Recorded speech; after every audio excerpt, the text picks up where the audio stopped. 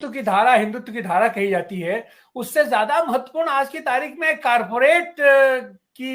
ये जो राजनीति हो रही है वो उसमें है। और उस कारपोरेट की राजनीति में भी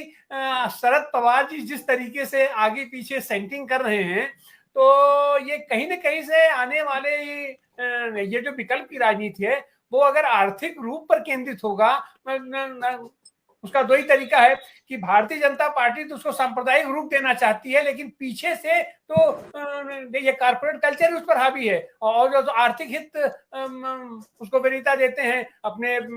इस पूरे राजनीति को। तो ऐसी हालत में जो आजकल सीधे सीधे दिखाई पड़ रहा है, एक जमाना हुआ करता था कि मुलायम सिंह यादव और लोहिया और नेहरू और अपना जयप्रकाश नारायण सब लोग मिलाकर के जो हिंदी का बेल्ट होता है और खास करके यूपी बिहार निर्धारण करता था। लेकिन आज की तारीख में रणनीतिक रूप से, कूटनीतिक रूप से, राजनीतिक रूप से, आर्थिक रूप से ये गुजरात बनाम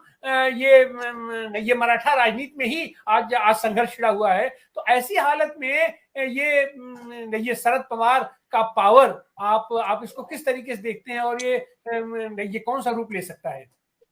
देखिए, जब पूरे देश में विपक्ष इकट्ठा आकर ये बात कर रहा था कि अडानी के खिलाफ जो है जॉइंट पार्लियामेंट्री कमेटी में जाना चाहिए अडानी का मुद्दा, और पूरे देश में वो इतनी जल्दी मोदी के सपोर्ट से कैसे देश का सबसे अमीर आदमी बन गया, और सब पैसा जो गरीबों का है वो एक पूंजीपति के पास कैसे जा रहा है, उसी वक्त शरद पवार कहते हैं कि वो तो बहुत मेहनत से वो आगे बढ़ा है और उसने संपत्ति जमा की है। वो कहते हैं कि जॉइंट पार्लियामेंट्री कमेटी की कोई ज़रूरत नहीं है।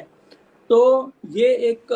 चीज़ है जो हमें एकदम हिला देता है कि जिसको हम सेकुलर करके हम बात कर रहे हैं वो कल कहाँ होगा पता नहीं। दूसरा मैं उदाहरण आपको देना चाहता हूँ कि जब पूरे देश में किसान आंदोलन चल रहा था और जो 3 काले कानूनों के खिलाफ जब पूरी लड़ाई चल रही थी, तो महाराष्ट्र में जो महाविकास आघाड़ी की सरकार थी उसने 3 कानून लाए, और वो डिक्टो जैसे केंद्र सरकार के कानून थे वैसे ही महाराष्ट्र स्तर के कानून बनाए। जबकि ये बात हुई कि किसानी जो है वो राज्य का मुद्दा है, तो उन्होंने वैसे के वैसा, हमने बात की, हम उस पूरे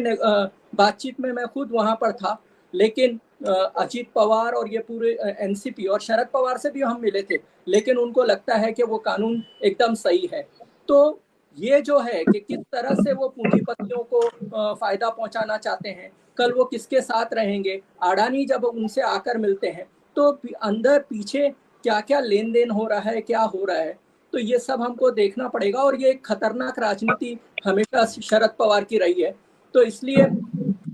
आज हम कुछ भी बोल नहीं सकते हैं कि कल वो किसके साथ रहेंगे, किस तरह की राजनीति करेंगे। तो इसलिए ये एनसीपी और ये शरद पवार और अजीत पवार पर कभी भरोसा नहीं। प्रफुल्ल पटेल कौन है, क्या करते हैं, वो भी सबके सामने है। तो इसलिए ये खतरनाक राजनीति है, लेकिन हमें मजबूरी है, ऐसा कह सकते हैं कि मोदी से टक्कर लेना है तो ये शरद पवार और एनसीपी की मदद चाहिए। लेकिन एनसीपी कभी किसी की हुई नहीं है, वो हमेशा एक भ्रम ऐसा रखती है कि वो कहीं पे भी जा सकती है।